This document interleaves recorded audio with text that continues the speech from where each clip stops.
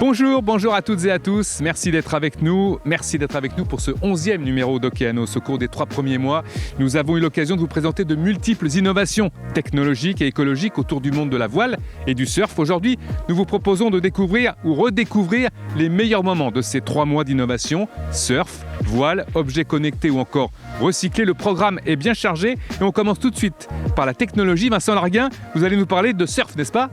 Et oui Denis, cette semaine, j'ai pu discuter avec l'Osgorien Kevin Lestrade qui construit des planches connectées pour pouvoir donner des datas à son propriétaire. Alors la planche n'est pas encore capable de parler, elle permettra pourtant aux riders de haut niveau de corriger des mauvaises habitudes. Kevin Lestrade est avec nous pour en parler. Kevin Lestrade, racontez-nous, est-ce que ce n'est pas un peu un paradoxe de vouloir équiper des planches de surf qui sont censées être écolo de capteurs ultra tech ? Oui, complètement. C'est effectivement une très très bonne question parce que j'ai envie de dire qu'à première vue, connecter une planche, rajouter de la technologie dans un sport qui est dit de pleine nature, on pourrait voir ça comme contre-productif, contre-intuitif. Et bien, on pourrait se dire c'est complètement inutile. Alors qu'en réalité, il y a un véritable besoin aujourd'hui, notamment dans la quête de performance, dans la quête de recherche d'amélioration pour les surfeurs de très haut niveau, qui ont besoin aujourd'hui d'avoir de plus en plus de données par rapport à leurs pratiques, notamment par rapport aux différents éléments d'interaction entre eux, la planche et leur environnement qui est une vague. Il faut savoir qu'aujourd'hui, on a très très peu de données physiques, mathématiques sur la compréhension de ce qui se passe quand un surfeur évolue sur la vague. Et donc l'objectif des planches connectées, c'est de venir non pas apporter un gadget, mais d'apporter un véritable outil d'entraînement, de perfectionnement pour les surfeurs de très haut niveau. Si je fais un peu le parallèle, ce sont des outils qu'on utilise déjà beaucoup depuis une vingtaine d'années dans des sports comme le tennis et le golf pour aller corriger la gestuelle et s'approcher le plus possible du geste parfait. Et bien dans le surf, c'est la même chose. On vient mesurer les appuis du surfeur au niveau des jambes, au niveau du haut du corps et on vient essayer de faire en sorte d'expliquer à l'athlète ce qu'il doit faire pour corriger sa gestuelle, sa posture et s'approcher du geste parfait. Je crois qu'aujourd'hui le surf est avant tout un sport loisir, un sport plaisir, mais il n'empêche que ce sport plaisir, si on veut qu'il soit pratiqué par tous, il faut aussi qu'il fasse rêver. Et un sport, pour faire rêver, il y a besoin de très très haute performance. Il y a besoin d'avoir des athlètes qui sont capables d'aller toujours plus vite, d'aller toujours plus fort, d'aller toujours plus haut. Et donc pour ça, ils ont besoin eux d'avoir des outils complémentaires pour pouvoir s'entraîner.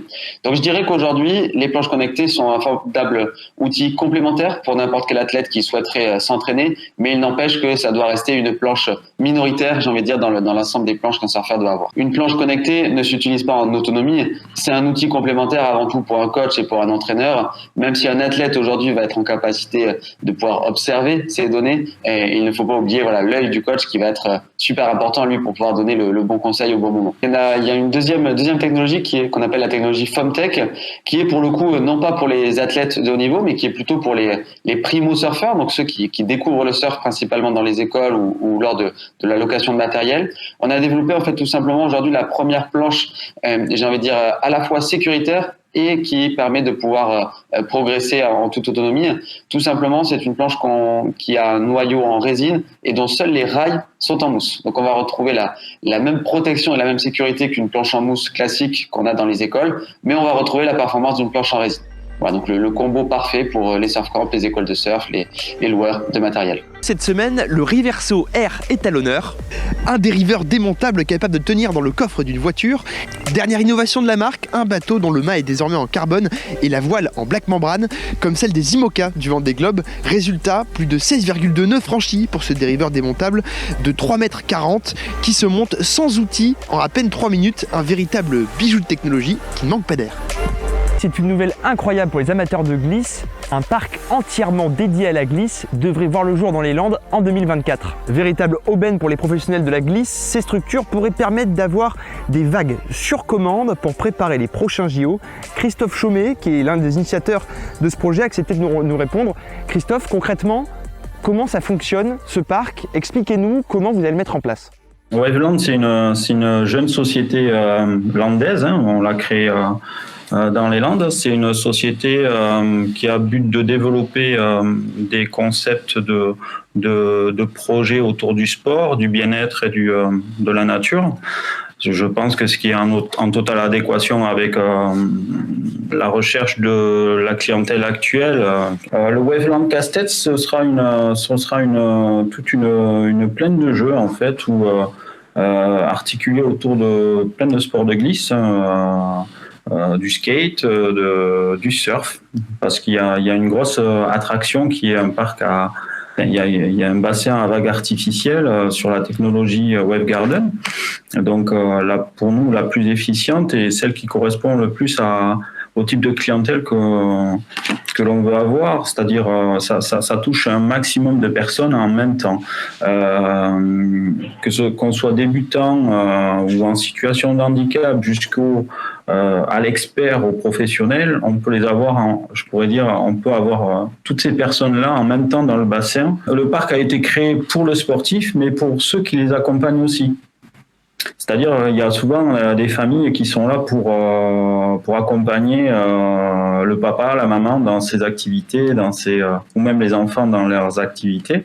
Et il faut qu'il y en ait pour tout le monde afin que chacun y trouve son intérêt et s'éclate dans ces différents secteurs, quoi. Aujourd'hui, un sportif, il ne fait pas que du surf. Il va aussi se préparer physiquement à côté. Il va pouvoir aussi faire du skate, glisser, faire de l'escalade, pourquoi pas. Et l'idée, c'est vraiment de pouvoir avoir des plateformes d'échange, des plateformes où les gens vont pouvoir se mélanger. On a souvent décrié la communauté surf comme étant assez restreinte et pas ouverte d'esprit. Je pense que c'est l'occasion de montrer que c'est pas le cas, quoi. En début d'année 2024, l'objectif est on aimerait que nos sportifs français de l'équipe de France de surf puissent s'entraîner avant les Jeux Olympiques de Paris. L'avantage d'une technologie comme celle de Wave Garden, en tout cas, ou même les nouvelles technologies de vagues artificielles, c'est que on peut arriver à profiler la vague que l'on veut, la section que l'on veut, avec l'amplitude, la fréquence que l'on veut. Donc dans le schéma d'entraînement, c'est mieux pour réviser des gammes, pour vraiment travailler des figures. On voit que le surf a évolué vers de l'acrobatie, vers des figures aériennes, des aériales, etc. Et ce type d'infrastructure est typiquement adapté pour ça, quoi. Nous sommes allés à la rencontre de Rebecca et de Phil Sharp. Ils produisent des packs de piles de combustible à hydrogène. L'hydrogène propre remplace les combustibles fossiles dans les bateaux. Objectif pour eux, rendre complètement décarboné la course au large. Pas de surprise, l'hydrogène est l'élément le plus présent sur Terre avec 75% de sa masse. Cette technologie à hydrogène, elle est développée par Phil Sharp, skipper britannique confirmé, 3e de la route du Rhum, 3e à la Transat Jacques Vabre et vainqueur du championnat classe 40. Si plusieurs fois le skipper a battu le record du monde de vitesse à la voile, il ne cache pourtant pas son ambition, la plus intime, faire de ces bateaux des vaisseaux entièrement autonomes et énergétiquement autonomes, surtout sans pour autant perdre en performance. Je vous emmène chez Rave Bodyboard, une entreprise qui a fait de l'écologie et du Made in France son fer de lance. Avec nous pour en parler, Clément Dubré, le cofondateur de l'entreprise. Clément, racontez-nous, qu'est-ce que Rave Bodyboard ? Qu'est-ce que c'est Rave Bodyboard ? Donc, c'est une société qu'on a décidé de lancer avec un collègue à moi. Donc à partir de cet été, en fait, début août, on a réfléchi au projet pendant 1 an environ. Et on a décidé de créer tout ce qui est réseaux sociaux, plan marketing, financier, etc. Et donc le projet en soi, c'est de créer la première planche de bodyboard éco-responsable. Aussi comment c'est réalisable aujourd'hui. En fait, on a vraiment réfléchi à tout ce qui est structure du corps, le noyau du bodyboard. Donc on va le créer en époxy, en fibre de verre, mélangé à du polypropylène et du polyester. Donc on fait vraiment un alliage de pas mal de matériaux. Donc on va recycler tout ce qui est bouteilles en plastique, etc. Tout ce qui pollue en fait l'océan, on va l'utiliser pour justement le recycler et créer du polypropylène recyclé. On va l'utiliser dans le corps, dans le noyau du bodyboard avec une mousse en polyester alvéolé où on va placer de l'époxy pour un peu rigidifier la planche sans trop qu'elle soit trop rigide et pour quand même laisser du flex pour pouvoir réaliser des figures aériennes. Donc voilà, vraiment notre projet c'est vraiment de créer une planche qui peut aller donc du niveau débutant vraiment au niveau professionnel. Et c'est quelque chose d'unique parce que ça s'est pas encore fait. On travaille donc avec un shaper dans les Landes. Donc oui, vraiment il shape à la main, c'est du fait main. On cherche vraiment la qualité avant la quantité. Vraiment, donc on essaie de travailler sur un site pour pouvoir customiser la board, donner des exigences et ensuite pouvoir préparer ça. Après, on rentre en contact avec le client, on lui demande ce qu'il veut, etc. pour les mettre en place les cotations, etc. Les dimensions. Donc pour l'instant, on travaille vraiment sur ça, sur du fait main, mais un rapport avec la clientèle hyper précis. Et après, au fur et à mesure donc, des années, on va essayer de s'agrandir avec plusieurs shapers. Donc, on a pas mal de projets et pour l'instant, on a pas mal de retours, c'est pas mal. Nous rentrons dans une ère où il y a quasiment une appli pour tout et le monde de la voile n'y échappe pas. Des start-upers marseillais ont développé une application pour louer un bateau que vous pouvez même réserver 1 heure à l'avance. Véritable révolution au prix abordable. Cette application pourrait bien démocratiser la voile. Le concept est simple, vous ne vous occupez de rien et l'appli s'occupe de tout. Avec des tarifs justement, comme je viens de vous le dire, abordables, vous pouvez accéder à un bateau entièrement assuré et entretenu par la compagnie. Vous pouvez également recevoir des formations alors à vos smartphones. On continue cette rubrique Tech et Eco avec un métier un peu particulier. Ce métier, c'est celui de scaphandrier. Anciennement exclusivement pratiqué par des bagnards compte tenu de sa dangerosité, il est aujourd'hui pratiqué par des hommes d'exception aux compétences extraordinaires, tantôt maçons, tantôt soudeurs et parfois dépanneurs. Ces couteaux suisses des océans travaillent également dans des milieux avec une visibilité quasi nulle comme les stations d'épuration. Ils ont accepté de me recevoir dans leurs locaux dans le quartier de la Palisse à La Rochelle. On écoute Pascal Baron, le patron de cette entreprise un peu particulière. On effectue de nombreux travaux. Ça va du béton, ça va à la soudure, ça va au découpage sous l'eau, au renflouage de bateaux. Donc il faut beaucoup de connaissances. Et c'est pour cette raison que la formation qu'on est obligé de suivre dans les écoles, il y en a 4 en France, les écoles de scaphandrier.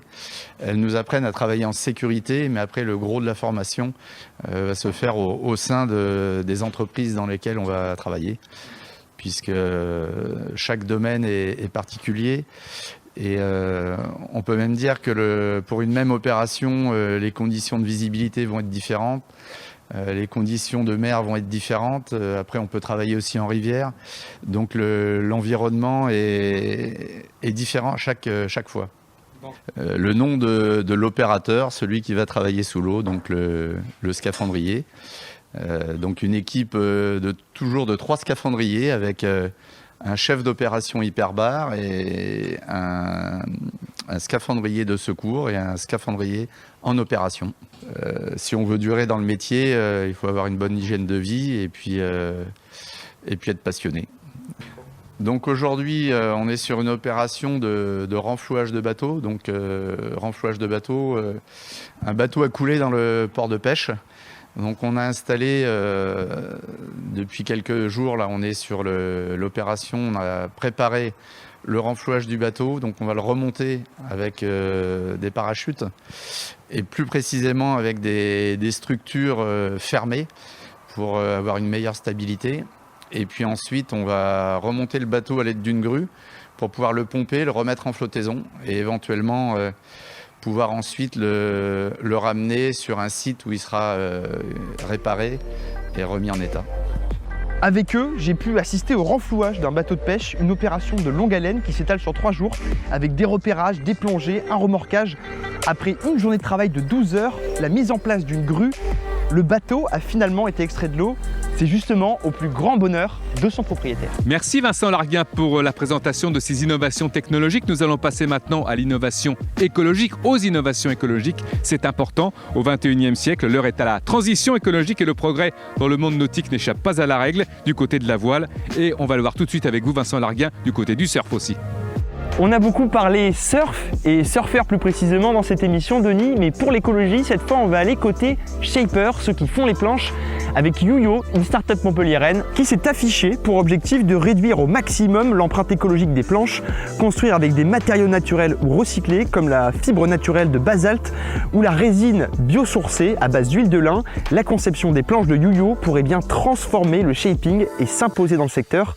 Mais ce qui est le plus surprenant avec cette entreprise, c'est que les planches sont également construites à l'aide d'imprimantes 3D. Je vous emmène du côté de Nomad Surfing, une entreprise qui propose de reverser 5% de toutes ses ventes à la protection des océans. Concrètement, depuis 2018, c'est plus de 15 000 € qui ont été reversés par l'entreprise et plus de 15 tonnes de déchets retirés de l'océan. J'ai pu discuter avec l'un des cofondateurs de Nomad Surfing. Une véritable conscience écologique est née chez lui depuis un voyage en Asie où la pollution est beaucoup plus visible que sur les côtes françaises. Alors l'idée de Nomad Surfing, c'est avant tout de faire participer chaque acheteur à la lutte contre la pollution des océans. Un cercle vertueux qui ravira les riders en tout genre. Vous connaissez tous la wax, c'est un mélange en grande partie composé de cire qui permet à vos planches d'adhérer en mer. Pour lutter contre cette dérive, tout simplement, les créateurs de Simwax ont pensé à une wax fabriquée à base de cire d'abeille et une résine de pin landais qui est fabriquée uniquement à base de produits naturels. La wax est fabriquée à la main par des passionnés qui vivent à quelques encablures de l'océan. C'est vraiment une idée qui serait capable de révolutionner la manière dont on s'accroche à nos planches. Comme vous venez de le voir, le monde du surf est à la page de l'écologie. Pour finir, nous allons voir que c'est aussi important chez les voiliers, mais aussi chez les jet skis. En effet, quand on parle jet ski, on a l'impression de parler pollution. Vincent Larguin, comment ça se passe justement du côté écologique pour les jet skis? Des start-upers nantais ont réfléchi à une solution et leur solution, c'est le Corto. L'entreprise s'appelle Bird E-Marine.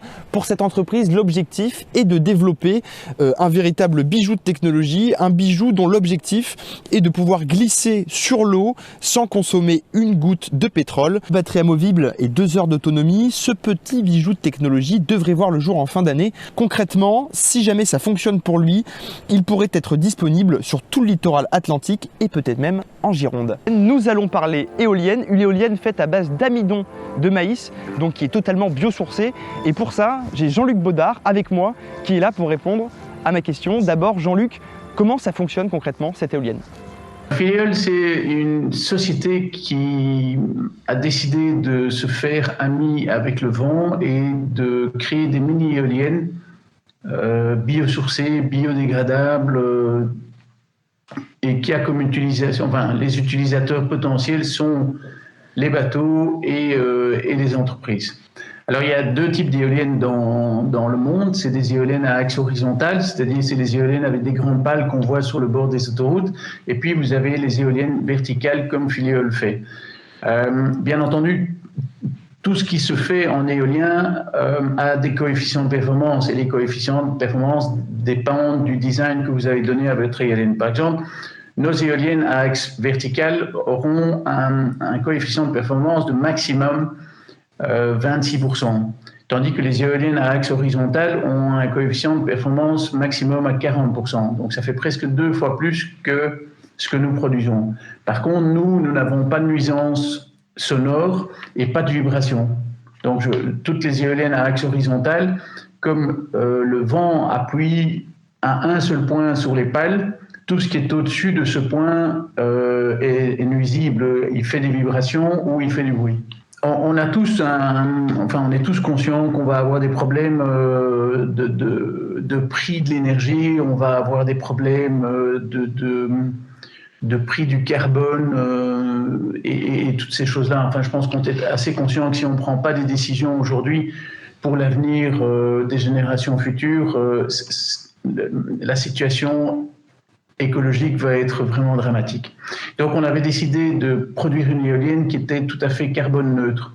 Donc je ne sais pas si je vous l'avais dit, mais nous sommes labellisés Solar Impulse. Solar Impulse, c'est Bertrand Piccard qui a fait le tour du monde avec un avion sans consommer une seule goutte de kérosène.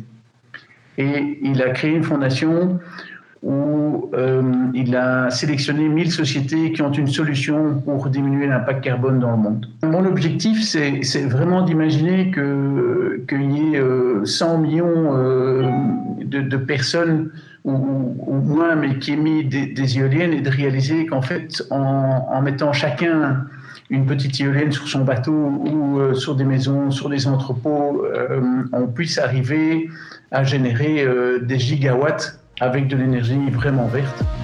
Merci Vincent Larguin de nous avoir présenté le surf et la voile de demain. Océanos, c'est terminé pour aujourd'hui, mais on se retrouve très bientôt pour le best-of de Noël. Merci à toutes et à tous et bon réveillon.